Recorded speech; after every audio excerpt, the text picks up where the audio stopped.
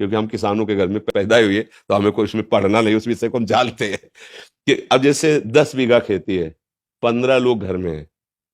अब बच्चों की पढ़ाई, कपड़ा लत्ता, ब्याह बर, खाद पानी, सिंचाई का घंटों के पैसे होते हैं, 4 घंटे 5 घंटे में 1 बीघा, ऐसे ऐसे होता है।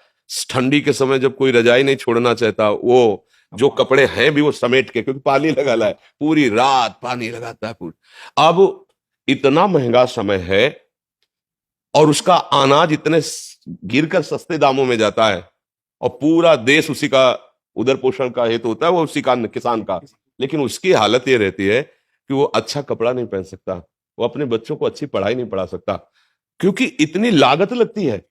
अच्छा, उसमें है ही नहीं कि लागत लगने पर हमें माल मिल ही जाएगा। इसीलिए जैसे भारत का सैनिक प्राणों की आहुति देने के लिए तैयार है, ऐसे ही सच्ची पूछो तो महान तपस्वी किसान, वो हमारे पूरे देश को भोजन दे रहा है। भाई आप बड़े पदाधिकारी, लेकिन खाओगे तो रोटी दाल ही और वो तो वहां पैदा हो रहा है, मेहनत उसकी देखो। स्कूल से आने के बाद हमें पढ़ने का समय नहीं दिया जाता था, मक्का के खेत रखाओ चल के मक्का।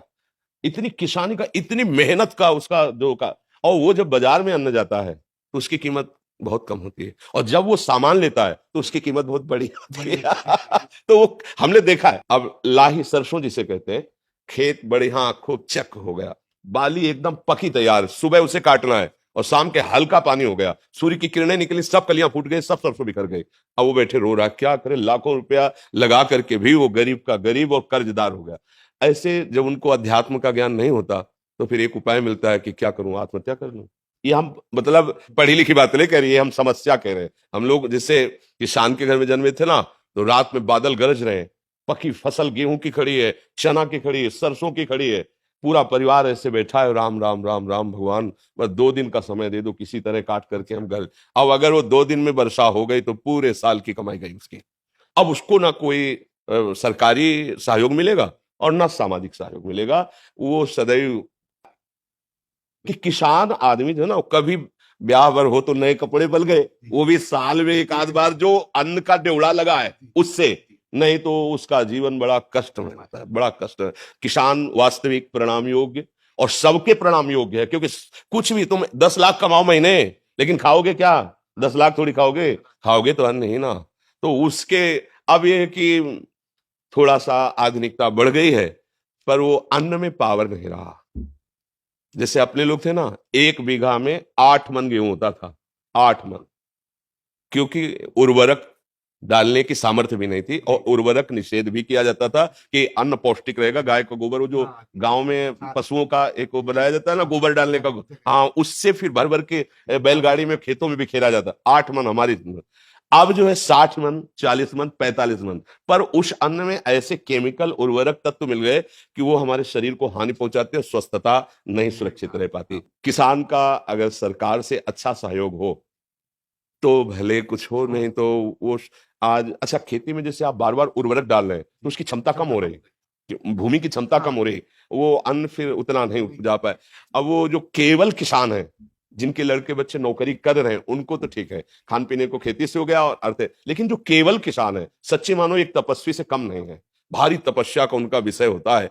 तो इसलिए उनकी तो हम वंदना ही कर सकते हैं, उनके विषय में बस यही है कि सरकार सहयोग करे, और तो मतलब अच्छा, अब जब पशु नहीं पालेंगे, क्योंकि अब पशु ना पालने का स्थान बनता जा रहा है, क्योंकि बैल से तो खेती जोतनी नहीं है, ट्रैक्टर से जोतनी नहीं है, तो बैल का तो मतलब नंदी का तो कोई सवाल ही नहीं रह गया कि कोई किसान पाले। क्यों पाले, मतलब समझो।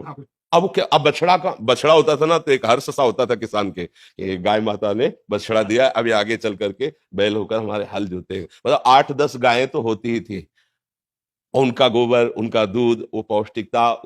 पर किसान आदमी, अर्थ, जहां अर्थ की बात आती थी, वहां साहूकार सेठों के कर्जे की तरफ सोचना पड़ता था कि भाई अगर 1,000 रुपया लेना है तो फिर 20% में अब वो अगर मतलब 10 रुपए भी चाहता है तो उसे अनाज बेचना है। अब उसको ये देखना है कि हमारे ड्यूला में अगर अनाज कितना है, 1 साल का भोजन उसी से होगा। अब वो बहुत कष्टमय जीवन हमने देखा है, मतलब उसी कुलों में पैदा हुए किसान के, तो देखा है। तो किसान चूंकि अब इतना बुद्धि का वो फैलाव नहीं है, वो छल कपट और संसार, गांव के आज भी लोग हैं, मतलब आज भी है, आपको बताए, आप जैसे चले जाओ, कोई परिचय नहीं है, और आप ऐसे कुछ जरा सा, तो वो एक दामाद की तरह आपका सेवन करेंगे। आओ भैया बैठो, चाय पी लो, भोजन पालो, और यहाँ चले जाओ कॉलोनी में, बगल वाले कमरे में कौन रहा है, कोई परिचय नहीं है, चाहे जितना रोए चिल्लाए कोई पूछेगा नहीं कि तुम क्यों रो रहे हो। और गांव में एक आदमी कष्ट में हो तो सैकड़ों लोग वहां खड़े हो जाके जाके। एक आज भी ऐसा माहौल है। किसान तो जैसे हमारे यहाँ पीछे देश में नारा लगाया जाता है, जय जवान जय किसान, तो इसलिए किसान तो सर्वोपरि है, उसके आगे मतलब आपको लगेगा कह रहे उसके आगे कोई नहीं है। अगर हम संत जन जिन्हें कहा जाता है, तो हम पैदा भी उन्हीं के घरों में हुए हैं, और पले भी वही हैं, और पोषे भी गए हैं, और आज भी उधर वहीं से भर रहा है। आज भी उन्हीं के, अगर कोई भी है तो अन्न कहां से आ रहा है, किसान से तो आ रहा है, कोई ना कोई तो दे रहा है। बड़े बड़े परमहंस जो है भगवदानंद में डूबे हुए घरों में जाके भिक्षा, नारायण हरि लाओ भिक्षा दो, तो वो चाहे भूखा रह जाए पर उसको पवाएगा। ये मतलब सहानुभूति उसके हृदय की, हाँ उसकी सह तो और तो कोई सहयोग कर नहीं सकता, क्योंकि वो ऐसे लोग होते हैं कि ऐसे नहीं कर सकते। ये भी बात है, गरीब हैं, मेहनत करते हैं, पर वो ऐसे नहीं कर सकते। वो ऐसे ही करने की कोशिश करेंगे, हमारे पास जो सूखी रुकी है खा लीजिए। अब अगर सरकार के द्वारा सहयोग की, जैसे उनकी फसल नष्ट हो गई अतिवर्षा से, अनावृष्टि से, ओले पड़ जाने पर, ऐसे तो हाँ तो भले को, लेकिन उनकी तरफ ज्यादा देखा नहीं जाता उनकी तरफ ज्यादा देखा नहीं जाता है, तो भगवान ही सहयोग करे, बस ये है, भगवान ही उसके विषय में कुछ नहीं कहा जा सकता। लेकिन सब किसान ही है, कर्म भूमि में आए हैं, सब शुभ अशुभ कर्मों की खेती बो रहे हैं, नहीं बोला, कोई उसका दुख रूपी फल भोग रहा है, कोई सुख रूपी फल भोग रहा है। शुभ और अशुभ कर्म, कर्म भूमि है ना मृत्यु लोग, वैसे तो हम सभी किसान ही हैं। पर वास्तविक जो प्रगट लीला में जिनको किसान कहा जाता है, ये बड़ी ही मतलब तपस्यामयी जीवन होता है किसानों का।